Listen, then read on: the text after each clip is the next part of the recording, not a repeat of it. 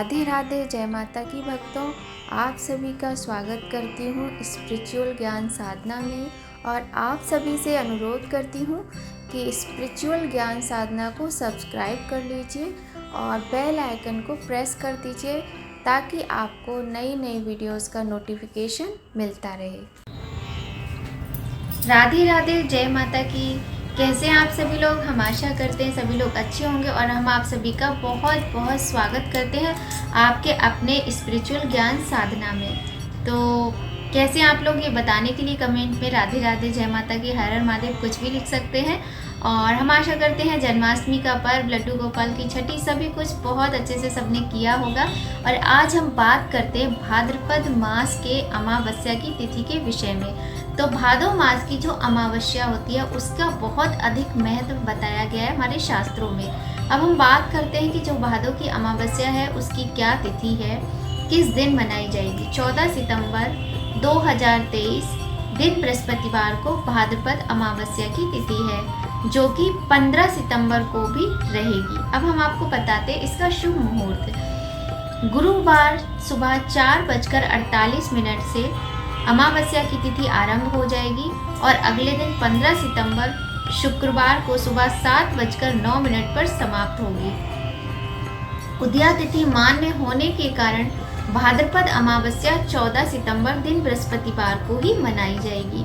तो ये तो हो गया, देखिए, मुहूर्त और तारीख की, कौन सी तारीख को और किस मुहूर्त की वजह से मनाई जाएगी। उदया तिथि में ही अमावस्या प्रारंभ हो रही है 14 सितंबर को और पूरे दिन रहने वाली है। लेकिन क्योंकि ये 15 तारीख की उदया तिथि में भी रहेगी तो दोनों ही दिन मान्य है। आपको जो भी आप पितरों के निमित्त जो भी पूजा पाठ, दान, स्नान जो भी करना चाहते हैं वह कर सकते हैं। और देखिए, जो अमावस्या की तिथि होती है वो पितरों को समर्पित होती है और नारायण की पूजा की जाती है। दान का, गंगा स्नान का बहुत अधिक महत्व होता है। अन्न दान, गंगा स्नान, फल दान, गौदान, भूमि दान, दान तो बहुत होता है, लेकिन जितना हमारी सामर्थ्य होती है उनके अनुसार ही हम वो कार्य करते हैं। तो मेरा कहने का तात्पर्य इतना ही है कि किसी भी प्रकार का जो दान होता है उसका बहुत अधिक महत्व होता है। और पितृ अमावस्या जब होती है, जब ये अमावस्या की तिथि होती है, इस दिन दान करने से हमें बहुत अधिक पुण्य फल की प्राप्ति होती है। यदि किसी के घर में किसी तरह से संतान का अभाव है या किसी के घर में कलह रहती है या बिना किसी बात के कोई ना कोई संकट आता ही रहता है, तो आप किसी भी योग्य पंडित से, किसी भी योग्य विद्वान ब्राह्मण से जो कुंडली देखते हैं और जो हाथ की रेखाएं देखते हैं उनको दिखा के और अपनी समस्याओं का समाधान करवा सकते हैं।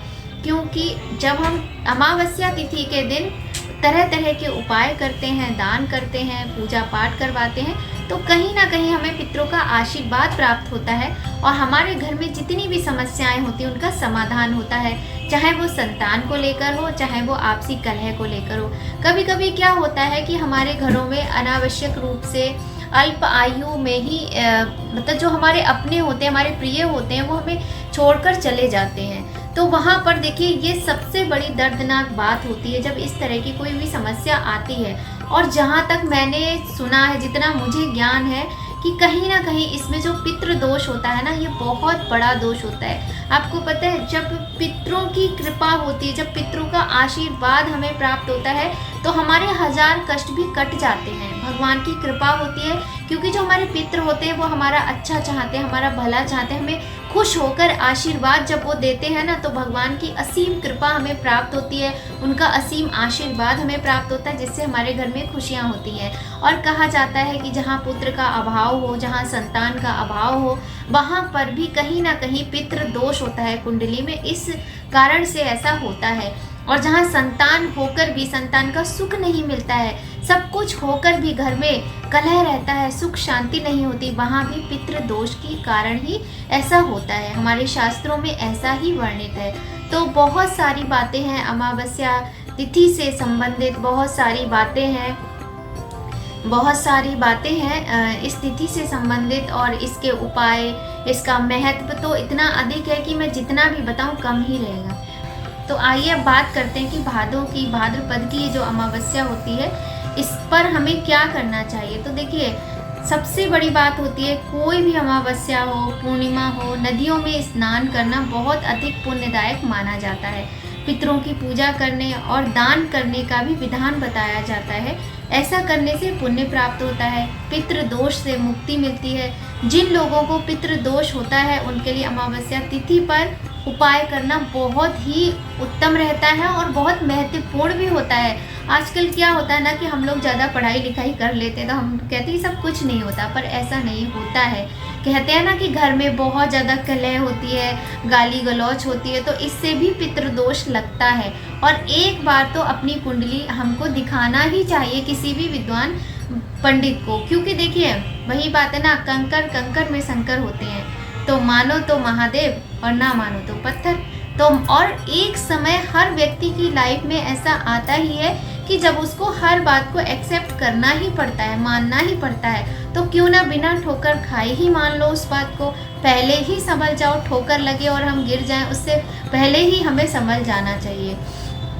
तो वही वाली बात है ना कि आपको जब नहीं मानना है तो कुछ भी कर लो, नहीं मानोगे, मानना है तो इच्छा से मानोगे, पर मान लेना चाहिए, क्योंकि किसी भी बात को मानने में क्या बुराई है भाई। देखिए कोई बुरी बात तो है नहीं, दान करना या पूजा करना है उसमें कोई बुराई नहीं होती है। तो चलिए, तो आइए बात करते हैं कि अमावस्या की तिथि पर कुछ ऐसी बातें जो हमें करनी चाहिए। तो सबसे पहली बात तो यही है, यदि आपके आसपास आपके शहर में कोई पवित्र नदी है, तीर्थ है, तो वहाँ स्नान करना चाहिए, इससे बहुत अधिक फल प्राप्त होता है। और यदि नहीं है तो अपने शुद्ध जल में गंगा जल मिक्स करके आप स्नान कर सकते हैं। और भगवान तो सब जानते हैं, वैसे भी भगवान तो भाव के भूखे होते हैं ना। और घर में बहुत अच्छी तरीके से सफाई करनी चाहिए, गंगा जल का छिड़काव करना चाहिए।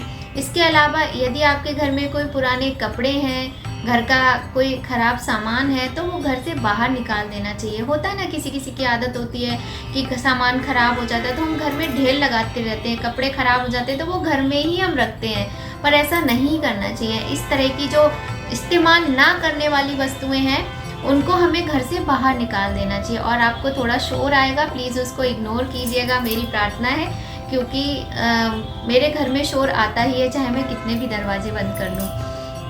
और सबसे बड़ी बात, जो अमावस्या की तिथि होती है, इस दिन पीपल वृक्ष की पूजा बहुत ही फलदायी होती है। वैसे मैं आपको एक बात बताऊँ, पीपल का जो वृक्ष है और जो वट वृक्ष है, इनकी पूजा तो सदैव ही बहुत अधिक फलदायी होती है और करनी चाहिए। यदि आप प्रतिदिन कर सकते हैं तो कीजिए, लेकिन एक बात का विशेष ध्यान रखिए कि जो रविवार का दिन होता है उस दिन पीपल वृक्ष की पूजा नहीं की जाती है। मतलब पूजा का तात्पर्य कि आप दूर से हाथ जोड़ सकते हैं, प्रणाम कर सकते हैं, किंतु ना तो हम स्पर्श करते हैं पीपल वृक्ष को और ना ही हमें जल चढ़ाते हैं। जल जैसे हम जल से सींचते हैं ना पौधों को, वो नहीं करते हैं। तो पीपल वृक्ष और वट वृक्ष दोनों को ही हमें रविवार के दिन स्पर्श नहीं करना चाहिए। और तुलसी को भी नहीं किया जाता है। और अमावस्या तिथि में तुलसी का भी बहुत अधिक महत्व होता है। और इस दिन प्रवाहित जलधारा में तिलांजलि करना लाभकारी माना जाता है। यदि आप किसी तरीके से पितृ तर्पण करना चाहते हैं, आपको अपने घर की शांति के लिए, अपने ग्रह की शांति के लिए आपको कोई पितृ तर्पण, कोई पूजा विधान कराना है, तो अमावस्या की तिथि अच्छी रहती है, आप करा सकते हैं। तुलसी माता की विधिवत पूजा करना चाहिए। भगवान भोलेनाथ और माता पार्वती का पूजन करना चाहिए। नारायण का पूजन करना चाहिए। इस दिन गजेंद्र मोक्ष का पाठ करने से बहुत अधिक पुण्य की प्राप्ति होती है। और गीता का पाठ बहुत अधिक फलदायी होता है अमावस्या के दिन करने से। और इस महीने की जो अमावस्या होती है, जो हमारे भाद्रपद की अमावस्या होती है, इसको कौशिकी अमावस्या, महालया अमावस्या, पिठौरी अमावस्या, पितृ अमावस्या आदि कई और नाम हैं जिनसे जाना जाता है।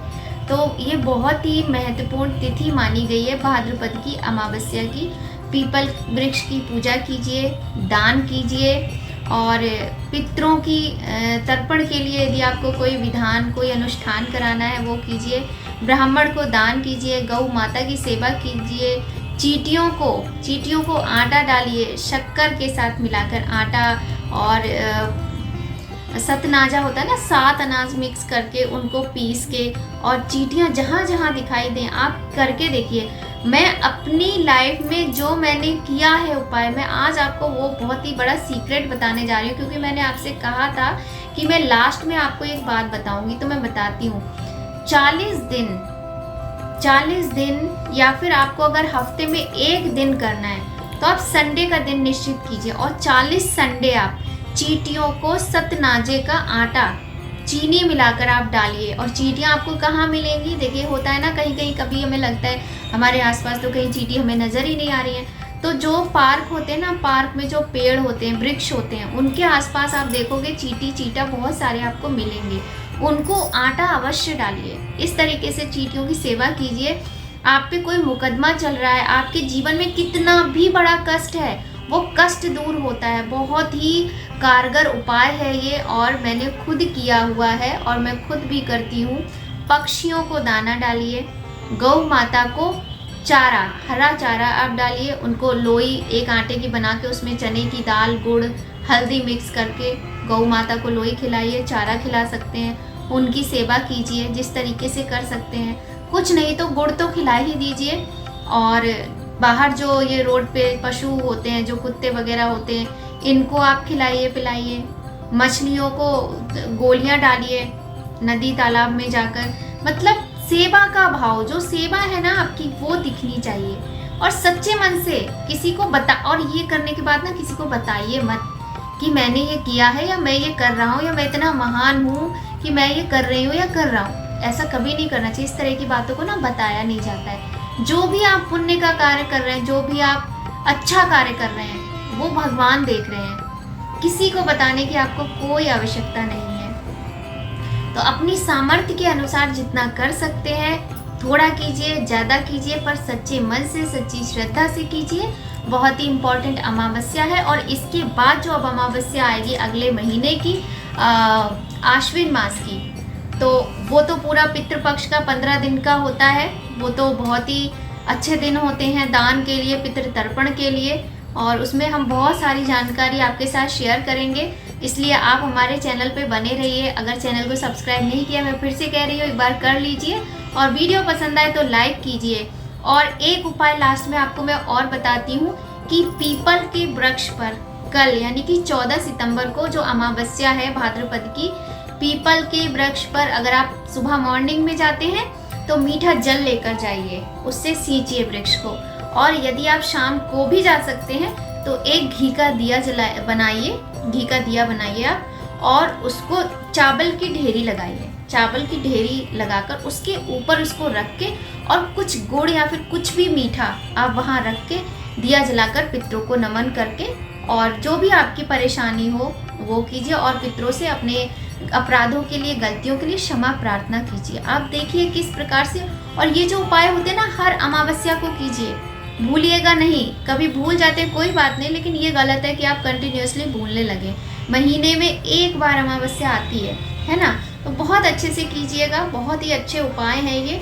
और जब हम खुद करते हैं तभी हम दूसरों को बताते हैं, क्योंकि बिना अनुभव के तो बताना गलत है ना। तो जो हम खुद करते हैं वही दूसरों को बताते हैं। सबको अपना भला सबका भला, सबका भला अपना भला। तो भलाई के रास्ते पे चलते जाइए और सब लोग खुश रहिए, स्वस्थ रहिए। अपने से बड़ों का सम्मान कीजिए, छोटों को प्यार कीजिए, सबका ध्यान रखिए। आशीर्वाद मिलेगा, बहुत सारा आशीर्वाद, भगवान से भी और बड़ों से भी।